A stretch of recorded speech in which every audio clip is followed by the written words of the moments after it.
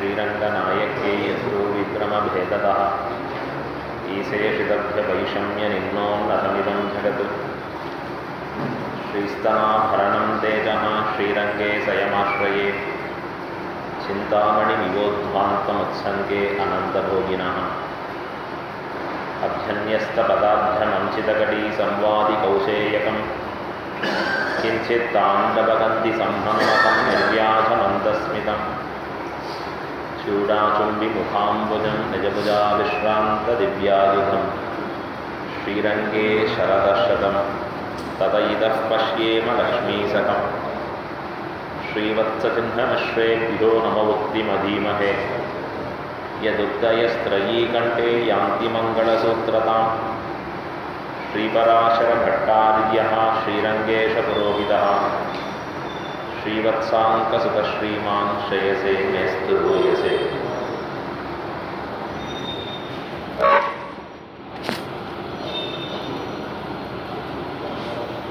आपादचूडम् अनुभूय हरिं शयानं मध्ये कबेरदुहिदुः मुदितान्तरात्मा दृष्टृतां नयनयोर्विषयान्तराणां योनिश्चिखायमनवै मुनिवाहनं तम्. ஆழ்வார்களில் திருப்பானாழ்வார்வுக்கு நிகரான ஆழ்வார் இல்லை. திவ்ய பிரபந்தத்தில் திருப்பானாழ்வார் அருளி செய்த அமலநாதிபிரானுக்கு நிகரான திவ்ய பிரபந்தம் இல்லை. ஏன், எதனாலே அப்படி சொல்ல வேண்டும் அப்படின்னு கேட்டால், நம்முடைய ஆச்சாரியர்கள் வியாக்கியானத்திலே நமக்கு அப்படித்தான் காட்டியிருக்கிறார்கள். பொய்கையார் பூதத்தார் பேயார் புகழ்மழிசை ஐயன் அருள்மாறன் சேரலர்கோன் துய்ய பட்டநாதன் அன்பர்தாள் தூளி நற்பானன் நற்கலியன் என்று சொல்லக்கூடிய ஆழ்வார்கள் 11 10 பேர் ஆழ்வார்களாக கொண்டாடப்படுபவர்களில் ஸ்ரீரங்கநாதனையே பாடி பரவி நின்ற ஆழ்வார் திருப்பானாழ்வார், தொண்டரடிப்பொடியாழ்வார் 2 பேரும் அப்படித்தான் இருந்தார்கள். மற்றைய ஆழ்வார்கள் ஸ்ரீரங்கநாதனை பாடினார்கள், மற்ற திவ்யதேசத்து எம்பெருமான்களையும் பாடினார்கள். 108 திவ்யதேசங்களிலே எழுந்தருளியிருக்கக்கூடிய பகவானை எல்லா ஆழ்வார்களும் பலவிதமாக அனுபவித்து பாடி நின்றார்கள். இதிலே ஸ்ரீரங்கநாதனை மட்டுமே பாட வல்லவன் என்று காட்டி நின்றவர் திருப்பானாழ்வார், தொண்டரடிப்பொடியாழ்வார். இதிலே திருப்பானாழ்வாரை காட்டிலும் தொண்டரடிப்பொடியாழ்வாருக்கு தன்னேற்றம். ஏன் அப்படின்னு கேட்டால், அரங்கனை பாடும் வாயார் குரங்கனை பாடேன்னு சொன்னவர் தொண்டரடிப்பொடியாழ்வார். அப்படின்னா தொண்டரடிப்பொடியாழ்வாரத்தான் ஸ்ரீரங்கநாதனுக்கு ஒரு பெருமை. ஆழ்வார் கொண்டாட்டத்திலே, அரையர் சுவாமி கொண்டாட்டத்திலே சொல்லக்கூடிய வார்த்தை பதின்மர் பாடும் பெருமாள். பதின்மராக இருக்கக்கூடிய ஆழ்வார்கள் 10 பேரும் பாடக்கூடிய தன்னேற்றம் மிக்க பெருமாள் ஸ்ரீரங்கநாதன். மற்றைய எம்பெருமான்களுக்கு ஏதான ஒரு ஆழ்வாராவது குறைஞ்சிருப்பா. அப்படி குறைந்த ஆழ்வார்னு பார்த்தா எத்தனையோ திவ்யதேசத்து எம்பெருமான்களை ஒரே ஒரு ஆழ்வார் பாடியிருக்கிறார். ஆனால் திருமலையில் இருக்கக்கூடிய திருவேங்கடமுடையானை 9 ஆழ்வார்கள் பாடி நின்றார்கள். ஒருத்தர் மட்டும் பாடலை. யாருன்னா இந்த தொண்டரடிப்பொடி ஆழ்வார். இப்போ திருப்பானாழ்வார் தம்முடைய பாசுரத்திலே கொஞ்சம் காண்பிச்சுட்டார். விரையார்பொழில் வேங்கடவன் என்று தெரிவிக்கிறார். மந்திபாய் வடவேங்கட மாமலை என்று 2 இடங்களிலே எடுத்து காண்பிக்கிறார் திருப்பானாழ்வார். முதல் பாசுரத்திலேயும் 3வது பாசுரத்திலேயும் திருவேங்கடவனின் பெயரை உச்சரிக்கிறார். ஆனால் தொண்டரடிப்பொடியாழ்வார் இந்த நிலையிலும் இல்லை. ஸ்ரீரங்கநாதனை தவிர மற்றொருவரை மனதாலும் நினையேங்கிற விரதத்தோடு கூடியவர். ஆனாலும் அவரை காட்டிலும் இந்த திருப்பானாழ்வாருக்கு ஏற்றம். அவரை காட்டிலும் இந்த திருப்பானாழ்வார் அருளி செய்த அமலநாதிபிரானுக்கு ஏற்றம்னு தெரிவிக்கிறார்கள். அது எப்படி? பெரியவாச்சான் பிள்ளை தம்முடைய வியாக்கியானத்திலே காண்பிக்கிறார். இந்த திருப்பானாழ்வார் திவ்ய பிரபந்தத்தில் வெறும் 10 பாசுரங்களே அருளினார். திவ்ய பிரபந்தம் கற்றுக்கக்கூடிய குழந்தைகளுக்கு எந்த ஆழ்வாரை ரொம்ப பிடிக்கும்னு கேட்டால் திருப்பானாழ்வாரை தான் ரொம்ப பிடிக்கும். ஏன் அப்படின்னு கேட்டால் அவன் சொல்கிற பதில் 10 பாசுரம் தான் சொல்லியிருக்கார். இது ரொம்ப எளிமையாக சொல்லியிருக்கார். கற்றுக்கிறது ரொம்ப ஈஸியாக இருக்குது அவர் சொல்கிறது. ஆகையாலே அந்த ஆழ்வாரை தான் ரொம்ப பிடிக்கும். மற்ற ஆழ்வார்கள்லாம் நிறைய பாசுரங்களை சொல்லியிருக்கா. எடுத்து பார்த்தா திருவாய்மொழி 1102 பாசுரங்களோடு இருக்குது. பெரிய திருமொழின்னு எடுத்தால் 1084 பாசுரங்களோடு கூடியதாக இருக்குது. இப்படி ஒன்றொன்று பன்மடங்கு பெருத்ததாக இருக்கிறச்சு. திருப்பாவை 30 தான்னு பார்த்தா ஆண்டாள் நாச்சியார் திருமொழி 143ன்னு சொல்லியிருக்கா. இப்படி ஓரொரு ஆழ்வாரும் பெருத்த பெருத்த பாசுரங்களை அருளி செய்து நிற்க, இந்த திருப்பானாழ்வார் மட்டும்தான் 10 பாசுரங்களை சொல்லியிருக்கார். அப்போ எல்லாருக்கும் ரொம்ப பிடிச்சிருக்கு. இது நமக்கு மட்டும் இல்லை, பெரியவாச்சான் பிள்ளை வியாக்கியானத்தில் காண்பிக்கிறார்.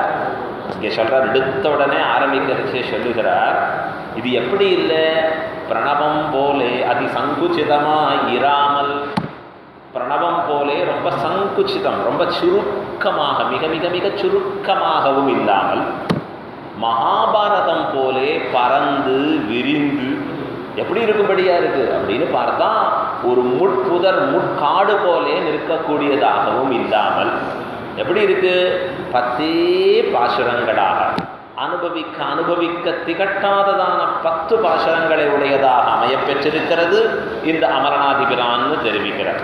அப்படின்னா பிரணவம் போலே அதி சங்குச்சிதமாயிருத்தல்.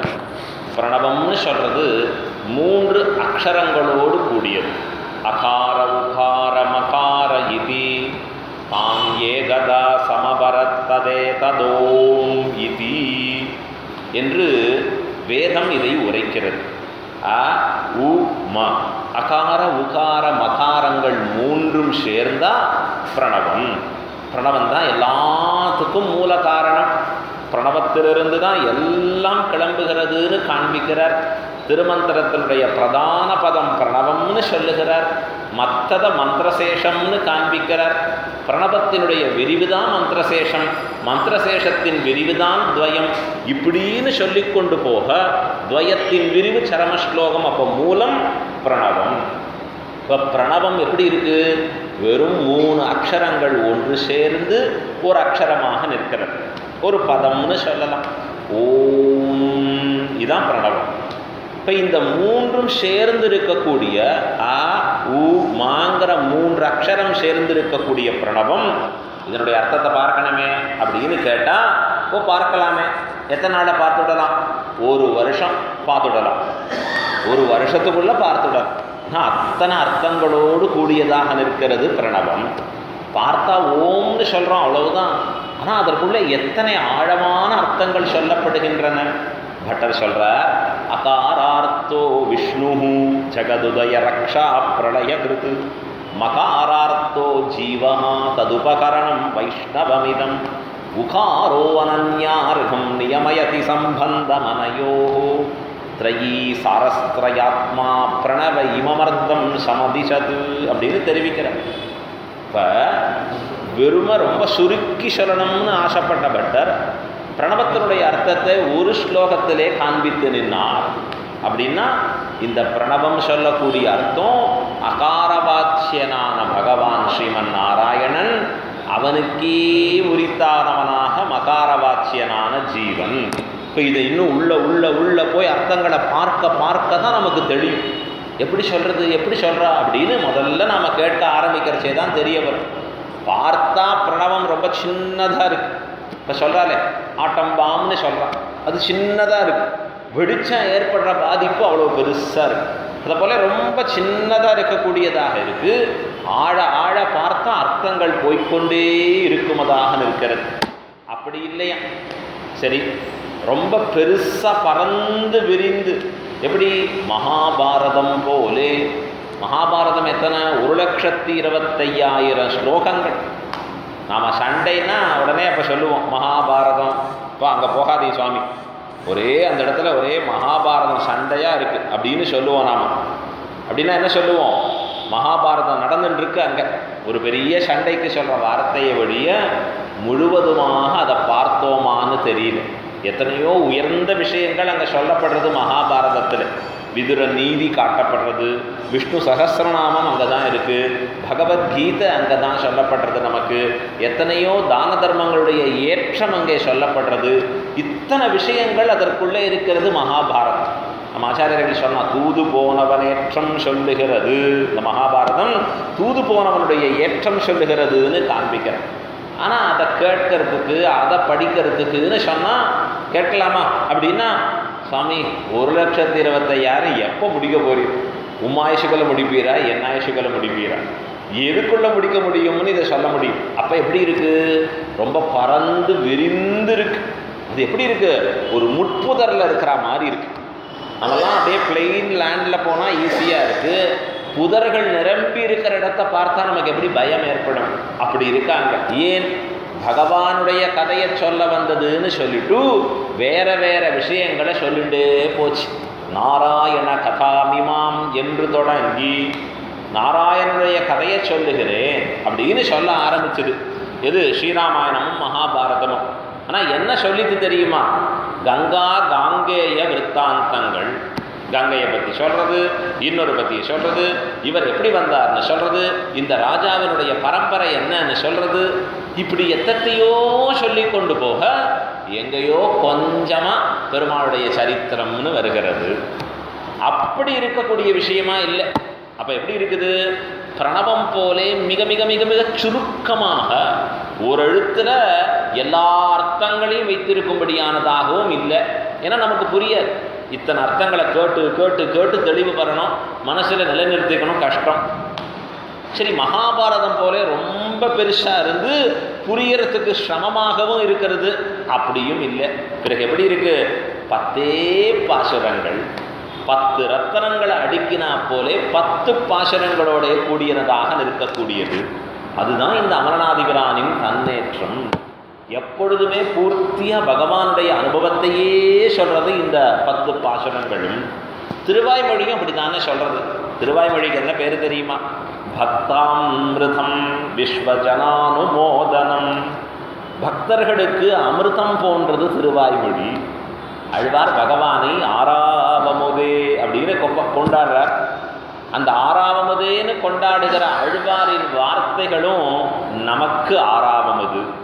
நாம் அனுபவிக்க அனுபவிக்க அனுபவிக்க இன்னும் கேட்கணும், இன்னும் கேட்கணும், இன்னும் கேட்கணும்னு இருக்கும். எது?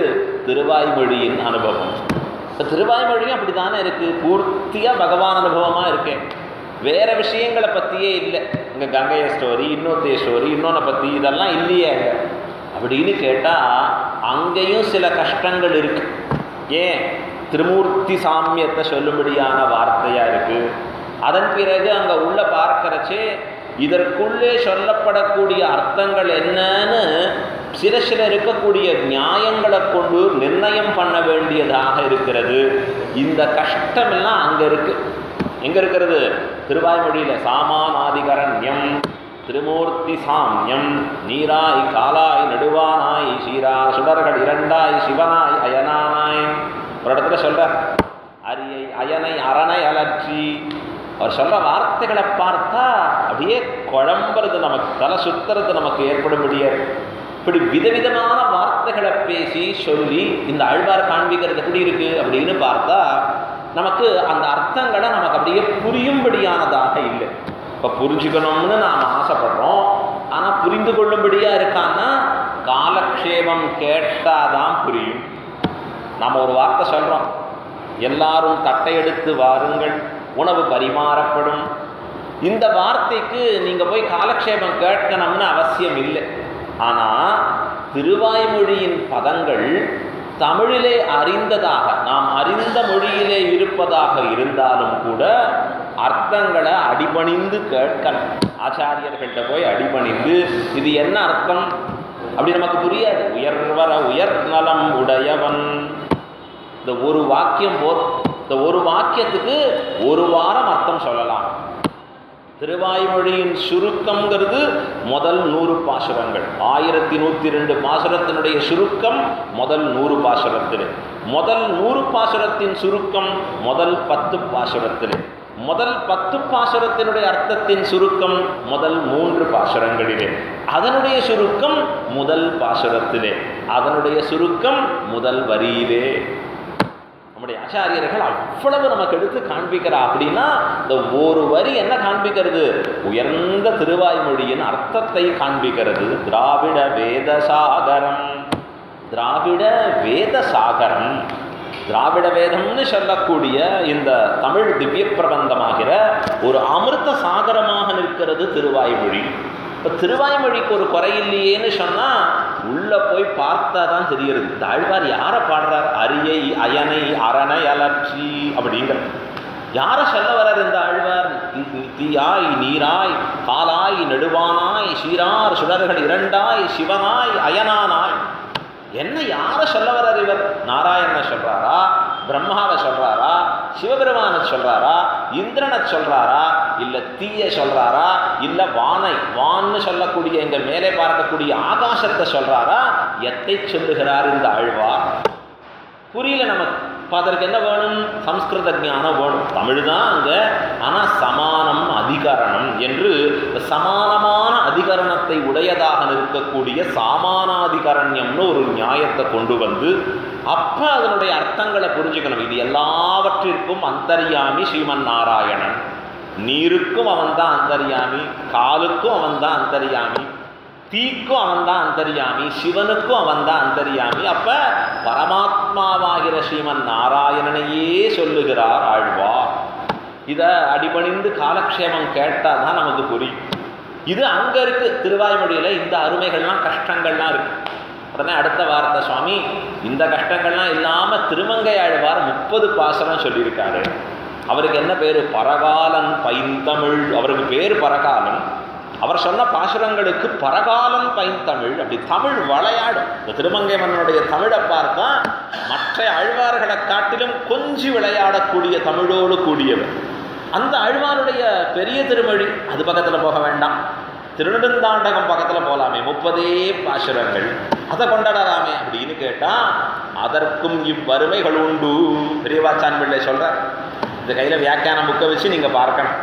அப்படியே வார்த்தை சொல்றார். அதற்கும் இவ்வறுமைகள் உண்டு, அதற்கும் இத்தனை கஷ்டங்கள் இருக்கு. ஏன்? மின்னுருவாய் முன்னுருவில் வேதனாங்காய் விளக்கொடியாய் முளைத்தெழுந்த திங்கள் தானாய் பின்னுருவாய் முன்னுருவில் பிணிமூப்பில்லா பிறப்பிழியாய் இறப்பதற்கே என்னாது.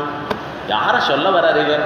என்னும் பொன்னுருவாய் மணியுருவில் பூதமைந்தாய் புனருருவாய் அனலுருவில் திகழும் சோதி தன்னுருவாய் என்னுருவில் நின்னயந்தை தளிர்புறையும் திருவடியன் தலைமேலவே.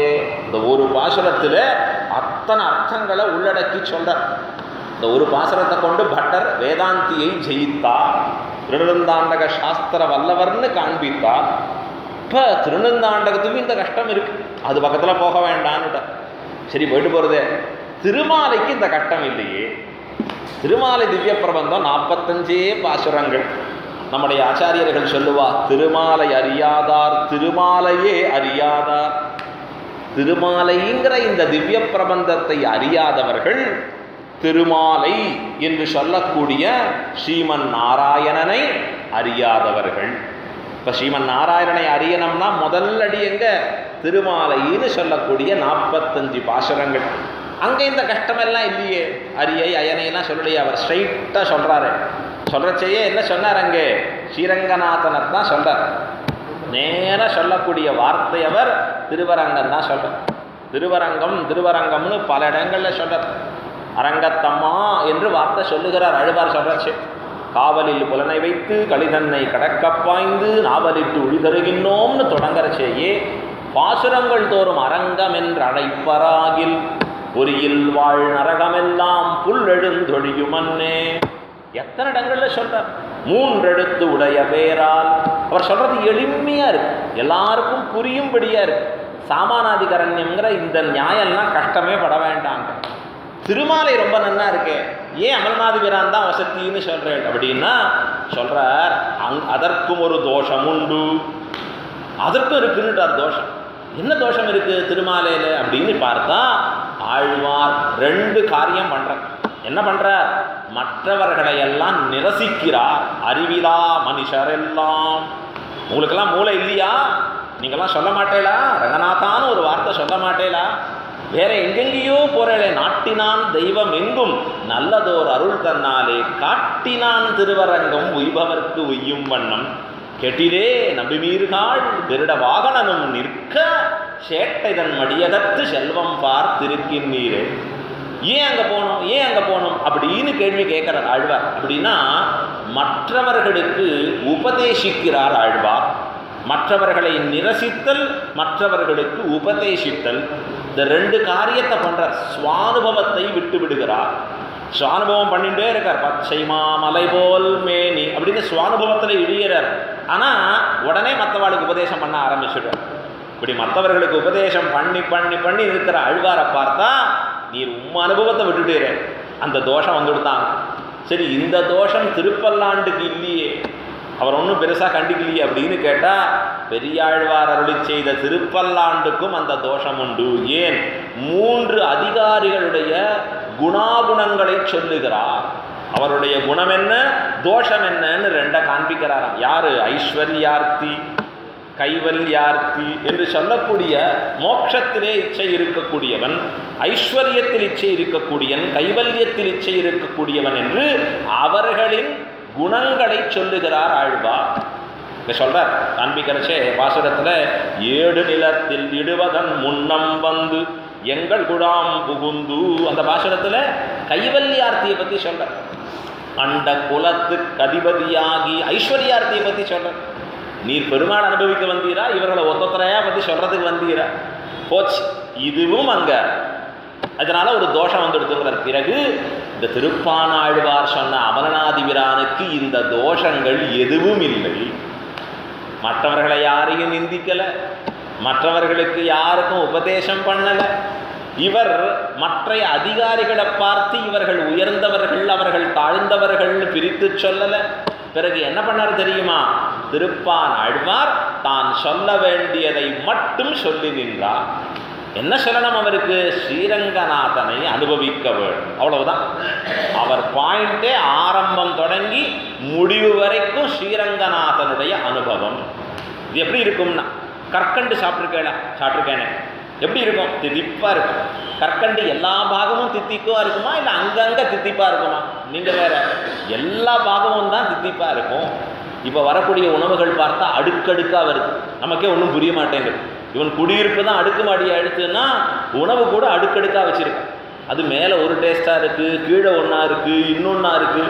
இப்போ இந்த இடத்துல போய் கற்கண்டையே முதல்ல கற்கண்டு, அதற்கு நடுவில் வைக்கிறச்சே கொஞ்சம் மிளகா பொடி, அதுக்கு கீழே கொஞ்சம் உப்பு, அப்புறம் திருப்பி கல்கண்டுன்னா டேஸ்ட்டு மாறினா போகும்.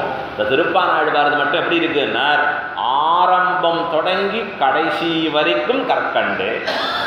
அமலன் ஆதிபிரான் அப்படின்னு தொடங்கினார்னா, கண்ட கண்கள் மற்றொன்றினை காணாவே, அரங்கனை கண்ட கண்கள் மற்றொன்றினை காணாவே என்று முடிகிற வரைக்கும் கற்கண்டாக இனிக்கக்கூடியது. ஓரிடத்துல கூட மற்றவர்களை நிந்தித்தல், பரோபதேசம் செய்தல், தன்னுடைய அனுபவத்தை விடுதல், அதிகாரிகளின் ஏற்றம் குறைகளை சொல்லுதல் ஒன்றும் பண்ணலை. சரி, போயிட்டு போகிறது. கடைசியில் முடியறச்சே எல்லாரும் தன் பேரை சொல்லிப்பாலே. குருகூர் சடகோபன் மாறன் சொன்ன, அதுக்கப்புறம் சொல்கிறார் பரகாலன் தன்னை பற்றி சொல்லிக்கிறச்சே அவர் சொல்லுவார் முழுக்க, எப்படிப்பட்டவன் தெரியுமா, எவ்வளோ கவி தெரியுமானா அப்படின்னு பெருமையாக பல இடங்களில் சொல்லுவார். அதை போல் இந்த அதாவது நம்ம பெரியாழ்வார் சொல்லும்படியான வார்த்தை இருக்கும். கடைசியாக முடியறச்சே தான் பற்றபிரான் என்று இருக்கக்கூடிய சொல்லுகிறேன்னு வார்த்தையை சொல்லுவார். ஆண்டாள் சொல்கிறா, பற்றபிரானுடைய பெண்ணாகிற கோதையாகிற நான் சொல்லுகிறேன்னு வார்த்தை சொல்கிறா. இந்த திருப்பானாழ்வார் முடியறச்சே ஒரு வரி காண்பிச்சாரா? எங்கேயாவது தன் பேர் வந்துதான்னா ஓரிடத்துலையும் இவர் பேர் இல்லை. பூர்வாச்சாரியர்கள் சொன்னால் நாம் தெரிஞ்சுட்டோம், இதை இயற்றினவர் திருப்பானாழ்வார். ஒரு இடத்துலையும் இவர் பாணர் அருளி செய்த, பாணர் பணித்தன்னு வார்த்தையே இல்லை. இப்போ தன் பெயரை சொல்லலை, தன் ஊரை சொல்லலை. இதை படிப்பவர்களுக்கு என்ன பலம் என்பதை காண்பிக்கலை. என்ன பண்ணார்னா, நான் அரங்கனை அனுபவிக்க வந்தேன், அரங்கன் அனுபவத்தோடு இந்த பாசுரத்தை முடிக்கிறேன். என்ன அற்புதம்! இதுவே போராதா அமரநாதிபிரானுக்கு ஒரு தன்னேற்றத்தை சொல்வதற்கு என்று நம்முடைய ஆச்சாரியர்கள் இதை கொண்டாடி மகிழ்கிறார்கள். இந்த பெரியபாச்சான் பிள்ளை இன்னும் நிறைய சொல்கிறார். இது அவதாரிக்கையில் 1/10 சொன்ன அடியன், அவ்வளவுதான். இன்னும் நிறையா இருக்குது சொன்னால். அப்புறம் இன்னும் திருப்பானாழ்வார் அதை தாண்டி இருக்கிற அமரநாதிபிரானுக்கே சுவாமி வரலையே, இவ்வளோ நாடி வரவே இல்லையே நினச்சிட்டு இருப்பான் நாம் முழுக்க. இப்போ அனத்தியன காலம் தொடங்கியாச்சு. இந்த அனத்தியன காலம் தொடங்கினபடியாலே நாம் அனத்தியனத்துக்கு உண்டான திவ்ய பிரபந்தத்தை எடுத்து வியாக்கியானம் செய்வதே கிரமம் நமக்கு. இதோ மார்கழி மாதம் திருப்பாவையை சொல்லலாம்னு நம்ம ஆச்சாரியர்கள் நியதிகளை வைத்திருக்கிறபடியா இப்போ நாம் இதில் இன்னும் முழுக்க போவதற்கு சிரமம். இதில் ஒரு பாசுரமாக எடுத்து அனுபவிக்கணும்னு ஆசை. ஆனால் ஒரே ஒரு பாசுரத்தை மட்டும் இங்கே அதில் சொல்லப்பட்டிருக்கக்கூடிய வியாக்கியானத்திலே காட்டப்பட்டிருக்கக்கூடிய சாரதமமான அர்த்தங்களை மட்டும் எடுத்து அப்படின்னு இந்த கோட்டியிலே விண்ணப்பித்து சத்தை பெறுகிறேன். முதல்ல இந்த திருப்பானாழ்வார் 10 பாசுரங்களை அனுபவிக்கிறச்சே எந்த கிரமத்தில் அருளுகிறார் அப்படின்னு தெரிவிக்கிறார். அப்படின்னா ஸ்ரீரங்கநாதனை திருவடி தொடங்கி திருமுடி பரியந்தம் அனுபவிக்கிறார். ஆபாதச்சூடம் அனுபூய ஹரிம் ஷயானம் மத்தியே கவேரதுஹிது முதிதாந்தராத்மா அதிருஷ்டாம் நயனயோர் விஷயாந்தரானாம் யோ நிச்சிகாய மனவை முனிவாகனம் தம் என்று ரொம்ப அற்புதமான ஸ்லோகம் இது. பெரிய நம்பிகள் அருளி இருக்கக்கூடிய தனியம். ஆபாதச்சூடம் அனுபூய ஹரிம் ஷயானம். இந்த ஸ்ரீரங்கநாதன் அரிதுயில் கொள்கிறான். எங்கே? தென்னீர் பொன்னி திரைக்கையால் அடிவருட இந்த காவேரி மத்திய தேசே என்று இந்த தேசத்திலே திருக்காவேரி தன் திருக்கரங்களால் அடிவருட அரிதியில் கொள்ளுகிறான் ஸ்ரீரங்கநாதன் பெரிய பெருமாள். அந்த பெரிய பெருமாளை ஆபாதச்சூடம் அனுபூய அவன் படுத்திருக்கக்கூடிய ஹரிம் ஷயானம் அதை முழுவதுமாக திருவடி தொடங்கி அனுபவிக்கிறார். மத்தியே கவேர துகிதுகு காவேரி மத்தியத்திலே சயனித்திருக்கக்கூடிய ஸ்ரீரங்கநாதனை முதிதாந்தராத்மா அந்த அனுபவத்திலேயே மூழ்கி போயிடுறார். திருப்பானாழ்வாருக்கு மற்றவர்களுக்கு அனுபவத்தை கொடுத்துட்டு தான் ஸ்டெடியாக இருக்கலாம் இல்லையோ தெரியல அவருக்கு. அவரே அந்த அனுபவத்திலே மூழ்கி நிற்கிறார். அங்கே முதிதாந்தராத்மா மகிழ்ந்தது சிந்தை. ஒரு பாசுரத்தில் சொல்றார் ஆழ்வார், முதலாழ்வார்களை சொல்றார், மகிழ்ந்தது சிந்தை திருமாலே மற்றும் மகிழ்ந்தது உன் பாதமே போற்றி அப்படிங்கிற மகிழ்ந்தது சிந்தை. இந்த ஆழ்வாருக்கு அப்படி சிந்தை மகிழ்ந்து நிற்கக்கூடியதாக முதிதாந்தராத்மா. அடுத்த வார்த்தை சொல்றார், அதிருஷ்டாம் நயனயோர் விஷயாந்தரானா. அதிருஷ்டாம் அப்படின்னா திருஷ்டதாம்னா கண்களாலே காணக்கூடியவைகள், கண்களாலே காணப்படாதவைகளாக. எது காணப்படாதவைகள்? விஷயாந்தரானாம். பகவான்கிற ஒரு விஷயத்தை தவிர வேறு எதுவும் இவருடைய கண்களால் காணப்படவில்லை. வேறு எதையுமே தெரியல இவருக்கு. நம்மெல்லாம் கோயிலுக்கு போயிட்டு வந்தா கூட என்ன பார்த்தேள் அப்படின்னா வரிசையாக சொல்லுவோம். அந்த மாமி வந்தா, இன்னைக்கு இந்த புடவையை கட்டின்னு வந்தா, அவர் வந்தார், கையில் இந்த வாட்சை போட்டுன்னு வந்தார், அந்த பிரசாதம் கொடுத்தார் பாரு, என்ன அற்புதம். கடைசியாக என்ன விட்டுட்டேன்னா இந்த நம்பெருமாள் ஊஞ்சல் சேவையில் இருந்தாலே அதை தான் மறந்து போயிட்டேன். இந்த திருப்பானாழ்வாருக்கு எது நடந்தாலும் அந்த நேராக ஸ்ரீரங்கநாதன் மட்டும்தான் கண்ணுக்கு தெரியறாங்க. அதான் சொல்றாரு, விஷயாந்தரானாம் அதிருஷ்டாம் நயனயோர் விஷயாந்தரானாம் யஹா நிச்சிகாய மனவை. இப்படி அறுதியிடப்பட்ட மனதை உடையவராக இருக்கக்கூடிய முனிவாகனம் தம். அப்படிப்பட்ட முனிவாகனர் அவருக்கு என்ன பேரு அப்படின்னா லோகசாரங்க முனிவரையே தனக்கு வாகனமாக உடையவர். பகவானுக்கு கருட வாகனன்னு பேர். கருட வாகனனும் நிற்க ஆழ்வார் சொல்றார். ஆனால் இந்த திருப்பானாழ்வாருக்கு என்ன பேர் சொல்லணும் அப்படின்னா முனிவாகனர். முனிவாகனர் லோகசாரங்க முனிவரையே தனக்கு வாகனமாக உடையவர். ஸ்ரீரங்கநாதர் சொல்லி அனுப்பினார், போம் அப்படின்னு சொன்னார். அந்த லோகசாரங்க முனி எழுந்துருளை பண்ணி கொண்டு வந்தார். அது நாம் வைபவத்தில் பார்க்க போகிறோம். அப்படி வரச்சே அந்த திருப்பானாழ்வார் பாடினது தானா இந்த அமரநாதிபிரான்கிற திவ்ய பிரபந்தம். 10 பாசுரங்கள் பாடியிருக்கு. பெருமானுடைய திருவடியிலேருந்து தொடங்கி ஓரொரு அபயமாக அனுபவிக்கிறது. அடுத்தது சொல்றார், திருமலை நம்பி அருளுகிற தனியன் காட்டவே கண்ட பாத கமலம் நல்லாடை உந்தி தேட்ட தேட்டரும் உதரபந்தம் திருமார்பு கண்டம் செவ்வாய் வாட்டமில் கண்கள் மேனி முனியேறி தனி புகுந்து பாட்டினாள் கண்டு வாழும் பாணர்தாள் பரவினோமே. ரொம்ப அற்புதமாக சொல்றார். ஸ்ரீரங்கநாதனா இவர் சேவிக்கிறாரா? என்னென்ன சேவிக்கிறார்? பாத கமலம், நல் ஆடை, உந்தி, இப்படி ஒன்னொன்னா அப்படியே அவயவத்தை சொல்லிட்டே வர. உதரபந்தம், அப்புறம் திருமார்பு, அப்புறம் கண்டம், செவ்வாய், கண்கள், அப்படியே சொல்லிட்டு வர. ஒன்னொன்னா அனுபவித்து அனுபவித்து அனுபவித்து வருகிறாரா இங்கே. முழுக்க அப்படி திருமேனி முழுக்க அனுபவிக்கிறார். நாமும் தான் சேவிக்கிறோம் டெய்லி பெரிய பெருமாளை. இப்படி அனுபவிக்க முடியுமான்னா ஸ்ரீரங்கநாதன் காட்ட கண்டவர் இவர்.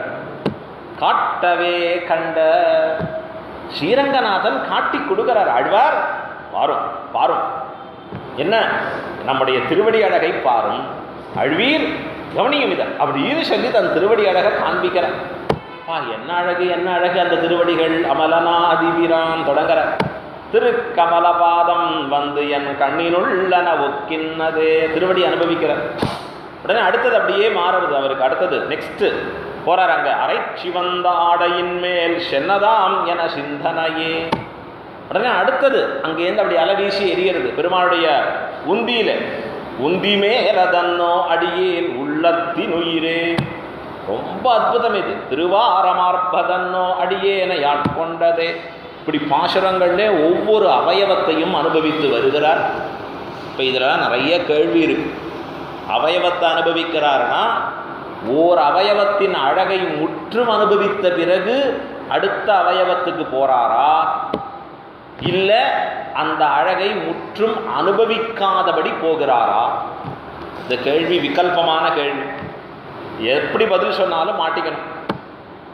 அந்த அழகை முழுவதுமாக அனுபவித்தார், அனுபவித்த பிறகுதான் அடுத்த பாசுரத்துக்கு போனார் அப்படின்னு சொன்னா இப்ப பகவானுடைய அழகு அனுபவம்ங்கிறது குறைவுபட்டதாயிடும். அவ்வளவுதான், அனுபவிச்சுட்டுலாம் போட்டிருக்கேன், முடிச்சுட்டுலாம் போட்டிருக்கேன், ஆறாவமுதே அப்படி சொன்னது பலிக்காதீங்க.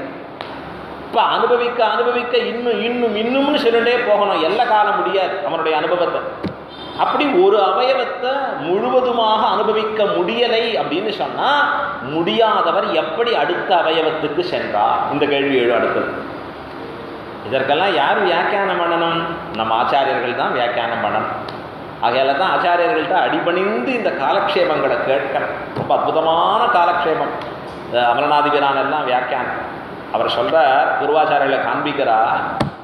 ரெண்டுத்துக்கும் அழகான பதில் உரைக்கிறார்கள். பகவானுடைய அவயவங்கிறதே ஒரு பெரிய சமுத்திரம் மாதிரி.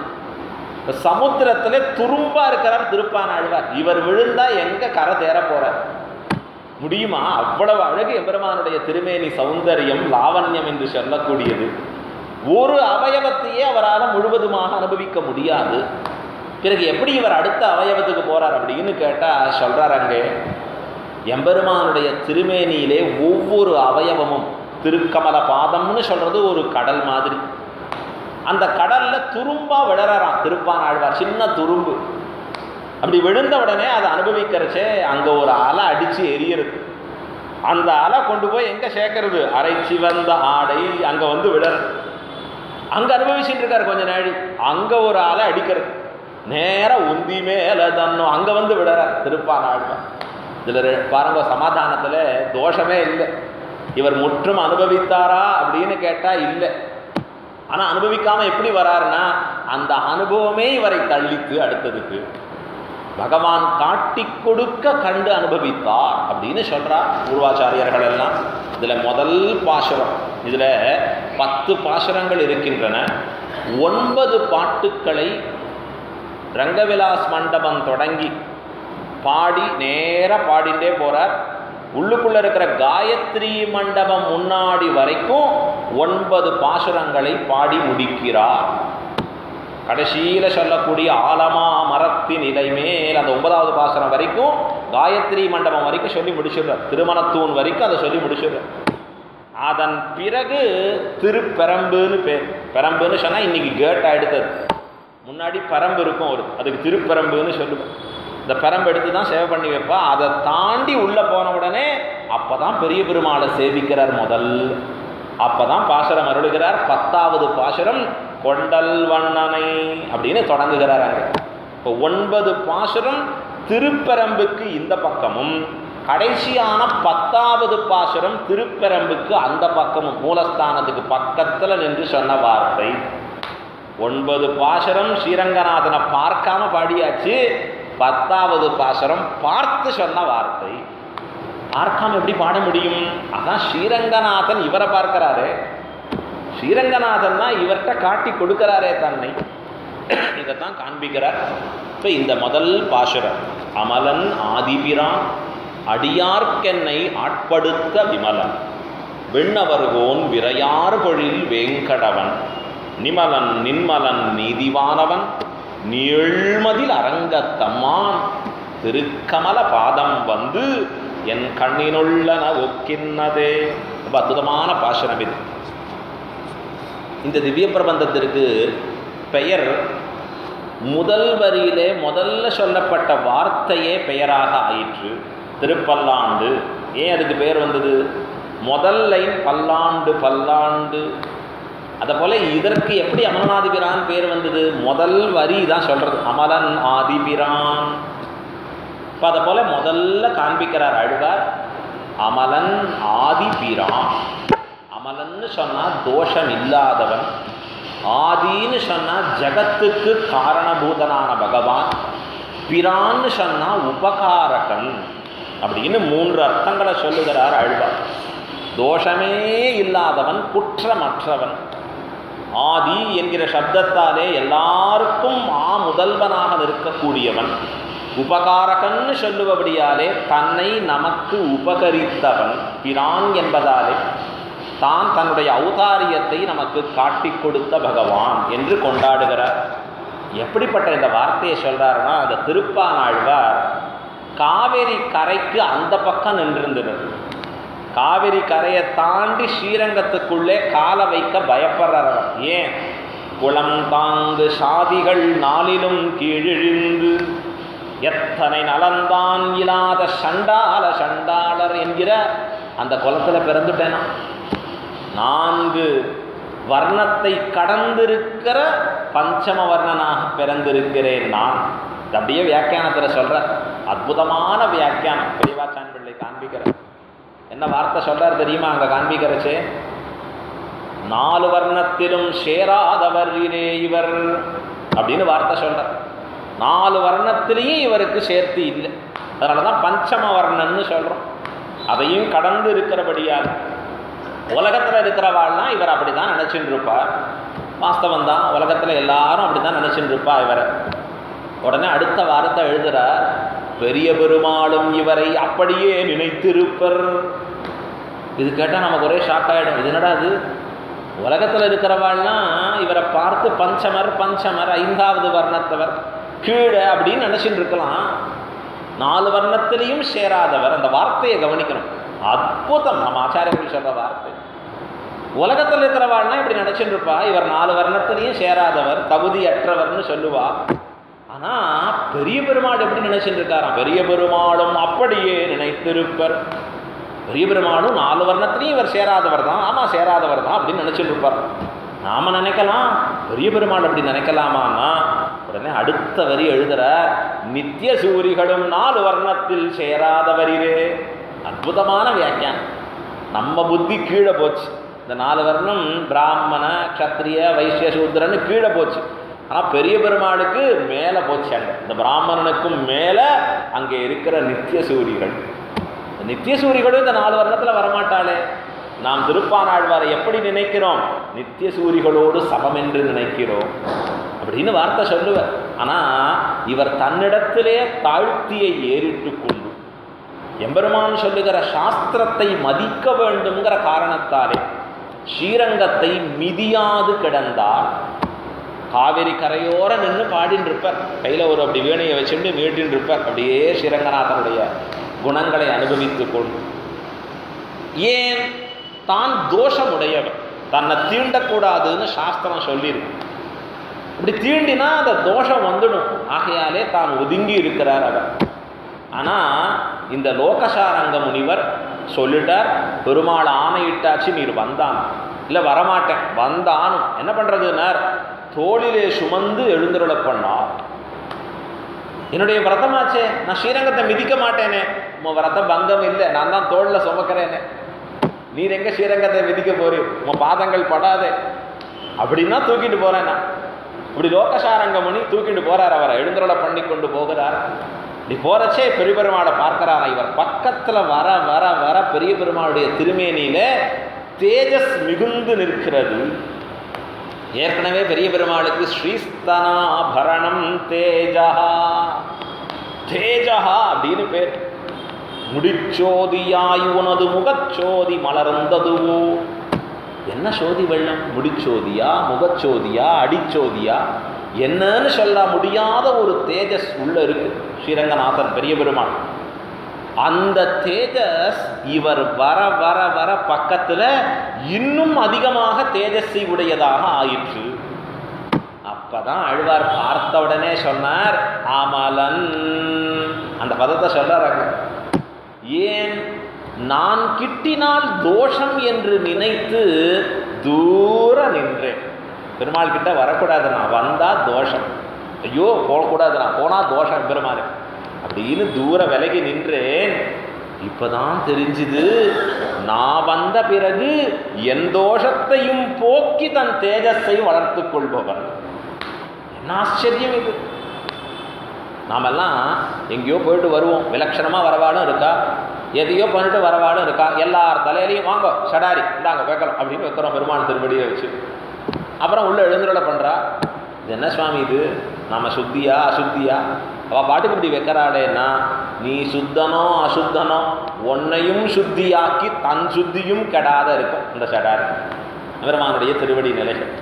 அதைத்தான் இவர் சொல்றார், ஆமலன் ஆதிபிரான். ஆதி ஜெகத்காரண பூதனவன், எல்லாருக்கும் முதல்வன். அப்படிப்பட்டவன் இங்கே நாமெல்லாம் அவனை கண்டு அனுபவிக்கும்படியாக தன்னை கொடுத்தவன் பிரான் என்று கொண்டாடுகிறார். என்ன ஆச்சரியம் இது. மேலே பார்த்தா ஒரு ஊருக்காக, ஒரு நாட்டிற்காக தன்னை கொடுத்தவன். வைகுந்தம்னு ஒரு நாடு, வைகுந்த நாடு, இதில் எல்லாரும் அனுபவிக்கும்படியாக அங்கே இருக்கலாம். ஆனால் இங்கே வந்து ஒரு ஊருக்காக கிடப்பதே, ஒரு ஊரில் இவா வரட்டமே, இவன் அனுபவிக்கட்டமேன்னு கிடக்கிறதே. திருப்பாத்திபூதின்னு பேர், மும்மடங்கு பெருசு. அப்படிப்பட்ட இடம் எங்க, ஸ்ரீரங்கம்ங்கிற ஒரு ஊர் எங்க, இங்கே வந்து தன்னை உபகரித்து இருப்பதே. அப்படி வார்த்தை சொல்ற, அடியார்க்கென்னை ஆட்படுத்த விமலன். இவர் பண்ண உபகாரம் என்ன, அடியவர்களுக்கு என்னை ஆட்படுத்தினான் எம்பெருமான்.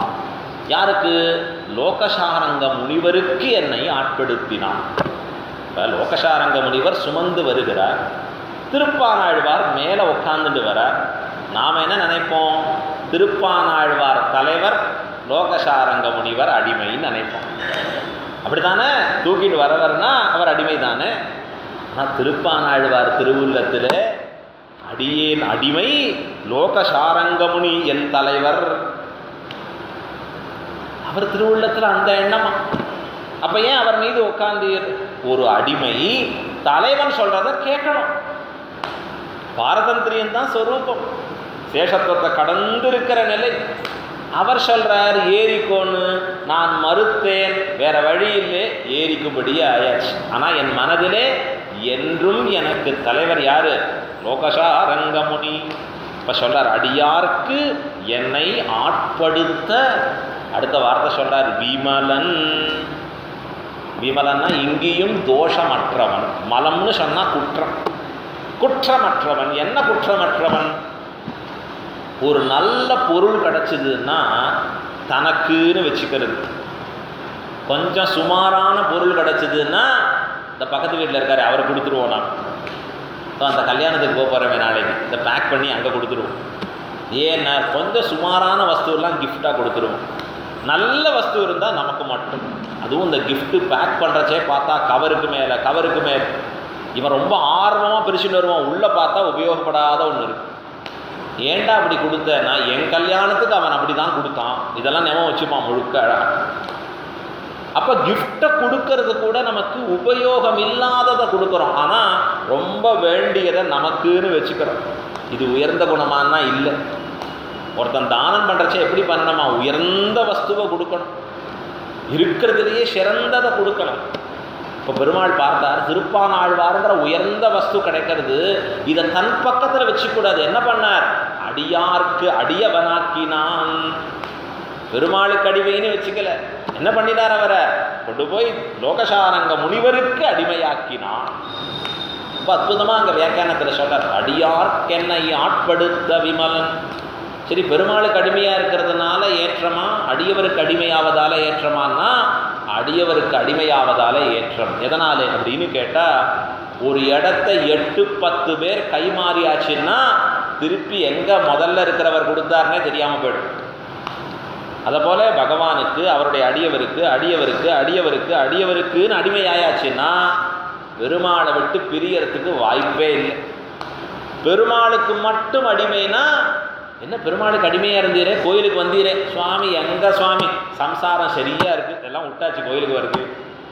ஆனால் பாகவதர்களுக்கு அடிமையானவன் ஒரு நாளும் பகவானை விடமாட்டான். இப்போ அடியார்க்கென்னை ஆட்படுத்த விமலன். சரி, இந்த திருப்பானாழ்வார் இங்கே வந்து சேர்ந்தாரே, இந்த பெரிய பெருமாள் பிடிச்சிட்டாரே, இவர் கேட்குறார் திருப்பானாழ்வார், கோர மாதவம் செய்தனன் கொள்ளறியே, பகவானே நான் ஒன்றும் கருமையான தபஸ் பண்ணலையே, உன்னை பெறணும்னு ஆசைப்பட்டு எங்கேயாவது தபஸ் பண்ணனா அப்படின்னு கேட்டார். உன்னை பெரியவாச்சான்பிள்ளை வியாக்கியானத்தில் சொல்கிறார், பெரிய பெருமாள் சொல்கிறார், ஓய் நீர் எங்கனே கோரமான தபஸ் பண்ணுறது, பிறகு என்னன்னார், நான் பண்ணினேன். யார் சொல்கிறார், பெரிய பெருமாள் சொல்கிறார். எதற்காக, திருப்பானாழ்வாராகிற உம்மை பெற வேண்டும் என்பதற்காக. எங்கே தபஸ் பண்ணீர், காவேரி கரை இருக்கே பெருசா, அதுக்கு மத்தியத்திலே கொஞ்சம் நின்றுண்டு உக்காந்துட்டு பண்ண முடியாது, படுத்துட்டு பண்ணுற தபஸ் என்று பெரிய பெருமாள் பண்ணினார். யாரை பெறுவதற்கு, திருப்பானாழ்வாரை பெறுவதற்கு. அப்போ பெருமாளுக்கு ஆள் இல்லை போல். நாம தான் உபன்யாசத்துக்கு யாரும் ஆள் இல்லைன்னா வாங்க வாங்க வாங்க கொஞ்சம் வெளில நிற்காதீங்க உள்ள வாங்க அப்படின்னு கூப்பிடுவோமே. பெரிய பெருமாளுக்கு அப்படி ஆள் இல்லையான்னு வியாக்கியானத்தில் எழுதினார், ஆள் இல்லாதவன் அல்லன்கிடீர் என்னை விஷயீகரித்தது. இதெல்லாம் பெரியவாச்சான் பிள்ளை அர்த்தம், அவர் சொல்ற வாக்கியம். ஆள் இல்லாதவன் அல்லன்கிடீர், ஆளே இல்லாதவன் இல்லை என்னை பிடிச்சது. பிறகு யார் அவன், விண்ணவர் கோன், மேல இருக்கிற நித்திய சூரிகளுக்கு நாயகன் அவன். அப்படிப்பட்ட சாட்சாத் உலகுக்கே நாயகனானவன் என்னை அடிமை கொண்டான். விரையார்பொழில் வேங்கடவன். உடனே அடுத்தது நேராக திருமலைக்கு போயிட்டார். ஏன் சுவாமி இங்கேருந்து திருமலைக்கு போயிட்டார் அப்படின்னா 2 காரணம் சொல்கிறார். ஒன்று பராசர பட்டர் சொன்னார், ஒருவனை கவிபாடும் பொழுது அவனுடைய வரத்து சொல்லீரே கவிபாடுவது. ஒருத்தர் கவிபாடுறச்சே அவர் வந்ததெல்லாம் சொல்லி தான் கவிபாடணும். பெரிய பெருமாள் பரமபதத்தில் நின்று வருகிற பொழுது திருமலையில் தங்கி வந்தார், ஆகையாலே திருவேங்கடவனை பாடினார். இது பராசர பட்டர் சொன்னது. இன்னொரு அர்த்தம் காண்பிக்கிறார். ஒருத்தன் ஆற்றிலே முழுகச் செல்கிறான், இப்படி ஆற்றில் முழுகின்றே போகிறான், இப்படி சுழல்ல இருக்கு, கால் அப்படியே இழுத்துட்டு போகிறது. ஒருத்தனை என்ன பண்ணுறதுன்னா, எங்கேயாவது ஒரு கல் கிடைக்கிறதான்னு பார்ப்பான், எங்கேயாவது கொஞ்சம் மேட்டு பகுதி கிடைக்கிறதான்னு காலை ஊன பார்ப்பான். பெரிய பெருமாளுங்கிற சுழல்ல மாட்டின்றார் திருப்பானாழ்வார், கொஞ்சம் மேடு கிடைக்கிறதான்னு பார்த்தார், திருவேங்கடவன் கிடைச்சார், அங்கே வச்சார். விரையார் பொழில் வேங்கடவன் அப்படின்னு அங்கே பெரிய பெருமாளுக்கு ஏற்றம் சொல்றார் ஆச்சாரியர்கள். நிமலன் அடுத்த வார்த்தை சொல்றார். இதென்ன நிமலன் அப்படின்னு சொல்றாரு அப்படின்னா, எம்பெருமான் தன்னை கொடுத்தானே, இப்படி திருப்பானாழ்வார் வாரும் என்னை அனுபவியும்னு சொல்லி கொடுத்தானே, திருப்பானாழ்வார் எங்கேயாவது பிரார்த்தித்தாரா அப்படின்னு கேட்டால், இவர் பிரார்த்திக்காதே தானே அனுகிரகித்தான். இவர் ஒன்றும் கேட்கல, சுவாமி பிரசாதம் கிடைக்குமா, சுவாமி இந்த வேட்டி கிடைக்குமா, நாம் எங்கேயாவது கேட்டு பெறணும். திருப்பானாழ்வார் கேட்டாரா, பெரிய பெருமாள் கிடைப்பாரான்னு கேட்டாரான்னா இல்லை. இவர் கேட்காதே தன்னை கொடுத்த அவனுடைய ஔதாரியம் காட்டுகிறார். நிமலன் அடுத்த வார்த்தை சொல்றார், நின்மலன். நின்மலன் அங்கேயும் தோஷமற்றவன். என்ன தோஷமற்றவன் அப்படின்னா, இவ்வளவு உபகாரம் பண்ணியும் பெரிய பெருமாள்கிட்ட போய் திருப்பானாழ்வார் கிடைத்தாரே அவருக்கு தானே பாக்கியம் அப்படின்னா, பெரிய பெருமாள் சொல்றார், என் பாக்கியம் அது. திருப்பானாழ்வார் கிடைச்சாரு, எனக்கு என்ன பாக்கியம், அப்பா இவ்வளவு பெரிய பாக்கியம் அது. இவருக்காக தான் படுத்துட்டு இருக்கேன் அப்படின்னு கொண்டாடுறாரு. அப்ப நின்மலன் செய்த உபகாரங்களும் தன் பேராக செய்யும் அவன். அவருக்காக பண்ண நம்ம ஒரு உபகாரம் பண்ணிடுவோம், அடுத்த வேலை ஒரு 500 ரூபாய் கொடுத்துரும். எங்க அவரை பார்க்கறச்சேயும் மற்றவா முன்னாடி வச்சுட்டு இவரை நீ கஷ்டப்படுறச்சே நான் தான் 500 ரூபா கொடுத்தேன். எங்கேயோ மேரேஜுக்கு போயிருப்போம், எல்லாரும் முன்னாடி இவர் கஷ்டப்படுறச்சே நான் தான் 500 ரூபா கொடுத்தேன். அவர் பாப்பார் விழுந்து சேவிச்சுட்டார் 500 ரூபாய் இனிமேல் சொல்லவே சொல்லாது. இப்போ பண்ண உபகாரம் நான் பண்ணேன் எனக்காக பண்ணேன். ஆனால் இந்த இடத்துல பகவான் ஐயோ இவருக்கு இத்தனை பண்ணினது பிறகு நான் ஒன்றும் பண்ணலையே, இதெல்லாம் எனக்கு தானே பாக்கியம் அப்படி நினைக்கிறான். நான் நின்மலன் நீதிவானவன் நீழ்மதில் அரங்கத்தம்மான் திருக்கமல பாதம் வந்து என் கண்ணினுள்ளன ஒக்கின்னது. இது அர்த்தத்தை அப்படியே சுருக்கிடுறேன் முழுக்க.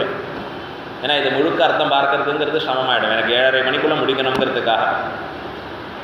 எம்பெருமான் மதிலொன்றையே நிரூபகமாக உடையவன், நீதிவானவன், எப்பொழுதும் நீதி வழுவாது நிற்கக்கூடியவன்.